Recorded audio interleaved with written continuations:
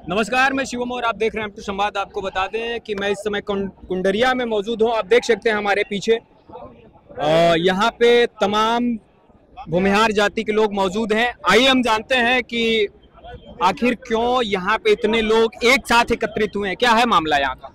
सर्वप्रथम तो मैं आपको ये बता देना चाहता हूँ कि यहाँ पे सिर्फ भूमिहार जाति के लोग नहीं, यहाँ सभी सर्व समाज के लोग उपस्थित हुए हैं। और यहाँ पे उपस्थित होने का कारण सिर्फ एक है। 25 मई को एक यहाँ पे घटना घटित हुई थी जिसमें एक फयाराम राजभर नाम का एक व्यक्ति था जिसको एक मुस्लिम युवक रहीस खान ने उसकी हत्या की थी, जिसके प्रकरण में हमारे ग्राम के प्रधान, हमारे बड़े भाई, हम सबके बहुत ही प्रिय भाई हैं मोहित सिंह, उनको अनर्गल केवल राजनीतिक दबाव में आकर के मिर्जा मुराद की थाने की पुलिस ने उनको अभियुक्त बना दिया है। मिर्जा मुराद थाने की पुलिस को 151 और 302 के अपराध के बीच में अंतर नहीं पता चल रहा है कि किसी राजनीतिक दबाव में आकर के किसी इनोसेंट को, किसी निर्दोष को दोषी बना करके जेल भेज दिया गया। हम सभी भाई बंधु सिर्फ अपनी मोहित सिंह की आवाज बनकर यहाँ पे उपस्थित हुए हैं कि उनके साथ न्याय हो, अगर वो निर्दोष है तो उनको बाहर निकाला जाए। अच्छा, देखा जाए तो अभी जो इस क्षेत्र के मंत्री हैं अनिल राजभर, वो गए हैं, जिसकी हत्या हुई है, जिसकी मृत्यु हुई है, उसके घर पे गए, सांत्वना दे रहे हैं कि जो भी हत्यारा है छोड़ा नहीं जाएगा जी। और इधर आप लोग हैं कि बता रहे हैं कि जो मोहित सिंह की गिरफ्तारी हुई है वो हत्यारा है, तो इसके पीछे हत्यारा है कौन? इसमें देखिए, जो मुख्य हत्यारा है जी, उसका नाम रहीस खान है जी। आपने इन दिनों एक वीडियो वायरल हुआ है सोशल मीडिया पे, उसमें देखा होगा कि रहीस खान ने स्वयं मीडिया के सामने अपने को निर्वस्त्र करके दिखाया है पुलिस की काली करतूत को, और उसने अपने मुख से बताया है, अपने स्वयं के स्टेटमेंट में बताया है कि फयाराम की जो हत्या हुई है वो उसके द्वारा की गई है। और प्रशासन के पास हमारे गांव के लोगों ने यह प्रमाण भी दिया है कि जिस समय उसकी हत्या हुई थी उस समय हमारे बड़े भाई मोहित सिंह जी गांव में ही नहीं थे, वो उस समय दुर्गा कुंड थे, जिस जगह पे थे वहां का भी सीसीटीवी फुटेज निकलवा करके हमने प्रशासन को दिया हुआ है। लेकिन प्रशासन ने राजनीतिक दबाव के कारण, एक मंत्री जी के दबाव के कारण अपने आंखों पे काली पट्टी बांध रखी है और एक निर्दोष को बिना वजह 302 जैसे। जानेंगे कि क्या ये जो एक जगह ये लोग एकत्रित हुए हैं, इसका उद्देश्य क्या है, आगे चल के और क्या कदम हो सकते हैं। आपका सबसे पहले स्वागत है। हेलो, विश्वनाथ कुंवर नाम है हमारा जी। हेलो, देखिए आज सबसे पहला विषय कि आज हम लोगों को यहाँ इकट्ठा होना क्यों पड़ा, और आपको मैं बता दूं कि ये सिर्फ भूमिहार समाज की लड़ाई नहीं है, ये एक अन्याय के खिलाफ लड़ाई है। इस सरकार में हो रहे अन्याय और भ्रष्टाचार के खिलाफ है। जो अन्याय और भ्रष्टाचार लगातार हो रहा है उसी के संदर्भ में हमारा भाई जो ये ग्राम प्रधान है वो आज शिकार हुआ है और निर्दोष को जेल में डाला गया है। तो मैं आपको बता दूं कि किसी समाज की लड़ाई नहीं है, समाज के लोग लड़ रहे हैं, ये अलग बात है। ये लड़ाई अन्याय के खिलाफ है और उस अन्याय के खिलाफ हम सभी लोग यहाँ एकत्रित होकर के खड़े हैं। देखिए, आज जो विषय है, पूरे प्रदेश और देश में जिस तरीके से भ्रष्टाचार हो रहा है, जिस तरीके से लोगों को प्रताड़ित किया जा रहा है, भाजपा समर्थित लोग जिस पे सरकार मेहरबान है, बड़े बड़े भ्रष्टाचार में लिप्त है, सरकार उनको बचाने का काम कर रही है। और आज उसी सरकार द्वारा एक निर्दोष ग्राम प्रधान को जबरदस्ती मुकदमे में फंसाकर जेल भेजने का काम ये सरकार कर रही है।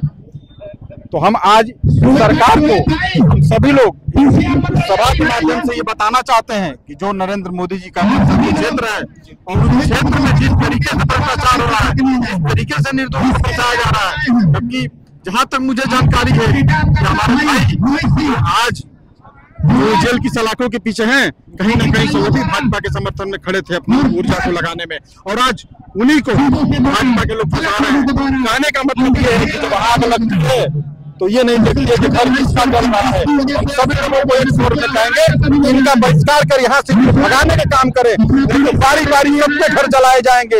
और इसी तरीके से निर्दोषों को फंसाया जा रहा है, फंसाया जाएगा और हम लोगों को उसी तरीके से न्याय की लड़ाई लड़नी पड़ेगी। अभी आपने देखा कि BHU में वहाँ के छात्र 20-20 दिन, 1-1 मिनट, 2-2 मिनट धरने पर लेकर के अपना एडमिशन कराए। क्यों?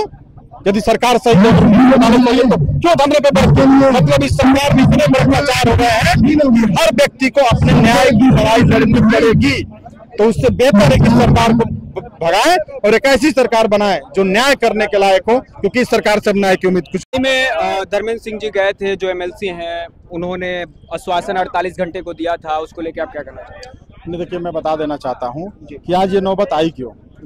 कि 48 घंटे का समय दीजिए और 48 घंटे में कार्रवाई होगी। कौन सी कार्रवाई होगी? जो निर्दोष व्यक्ति जेल की सलाखों के पीछे चला गया, 302 का मुजरिम हो गया, बना दिया गया, उसको बचाते समय सभी लोग कहाँ मौजूद थे? उसको बचाने का कार्य हमारे सत्ताधारी लोग या सत्ताधारी पार्टी या हमारे यहाँ के सत्ताधारी जो भी नेता हैं, वो लोग क्यों नहीं आगे आए? क्यों ऐसी नौबत आई कि वो जेल चले गए और जेल चलने के बाद सभी लोग जगते हैं और कहते हैं कि न्याय होती है? जहां भी भ्रष्टाचार पे लड़ाई होती है, जहां भी अन्याय के खिलाफ लड़ाई होती है, जब लड़ाई होती है तब आश्वासन मिलता है। मतलब ये सरकार गलत है और गलतियां कर रही है और उसी गलती का शिकार हमारा ये भाई हुआ है। अब इसको तत्काल यदि इसको छोड़ने का सरकार कार्य नहीं करती है और इसमें 48 घंटे का समय आज बीत चुका है, देखना है कि अब आज क्या होता है रात तक। यदि यहाँ के थाना अध्यक्ष, चौकी इंचार्ज सबको सस्पेंड नहीं किया जाता है और उस हमारे भाई की रिहाई नहीं की जाती है, तो हम सभी लोग इस सरकार के खिलाफ जम के आंदोलन करेंगे और न्याय की लड़ाई अंतिम दम तक लड़ने का कार्य करेंगे। अभी हमारे साथ और भी कुछ भूमिहार समाज के लोग हैं, हम उनसे भी जानेंगे और बात करेंगे। सबसे पहले आपका स्वागत है जी। मैं पंकज सिंह डब्लू। आज ये जो मोहित प्रधान जी के लिए हम लोग आए हैं, न्याय के लिए हम लोग आए हैं और अपने समाज के लिए आए हैं।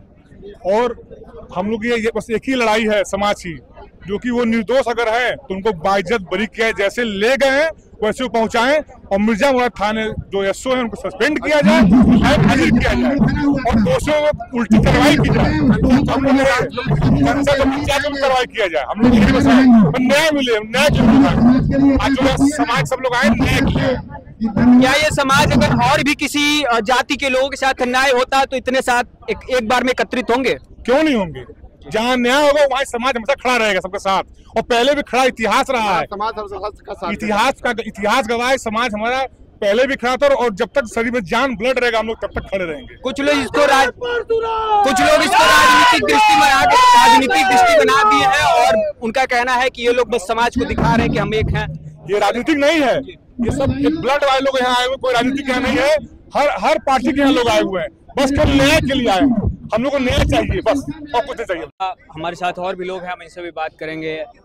आप लोग गए थे, तमाम नेतागण यहाँ पे मौजूद हैं, 48 घंटे अब होने वाले हैं जैसे कि एमएलसी ने बताया था। अब आगे आप लोग के क्या? प्रथम तो मैं अपना परिचय दे दूं, मैं अराजी लाइन ग्राम सभा मरुई एक पड़ता है, मैं वहाँ का प्रधान अजय सिंह बबलू। मैं अपने भाई मोहित सिंह के समर्थन में यहाँ आया था और आज कई दिनों से हम लोग उनके समर्थन में लगे हैं।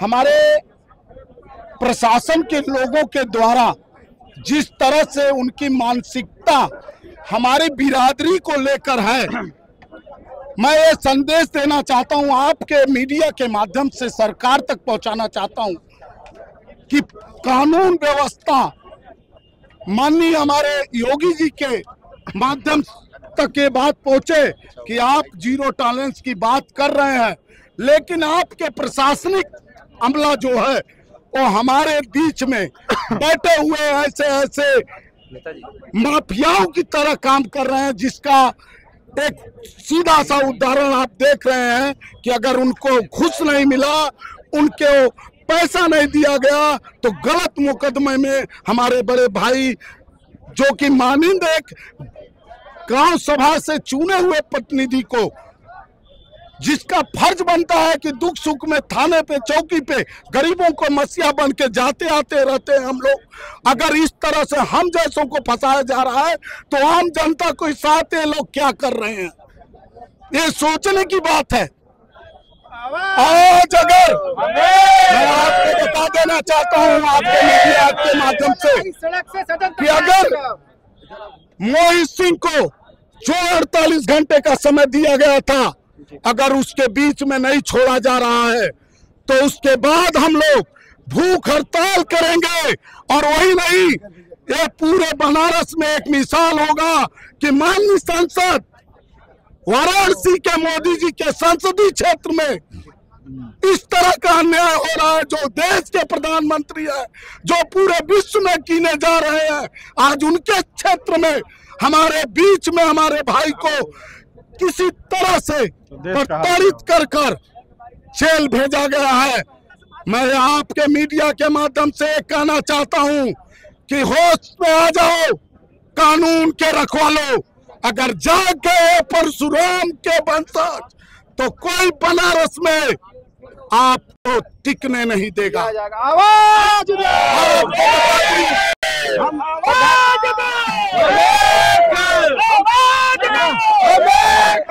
हम प्रधान जी के गांव से हैं, वो निर्दोष हैं बिल्कुल, जैसा आप लोग वीडियो देखे हैं।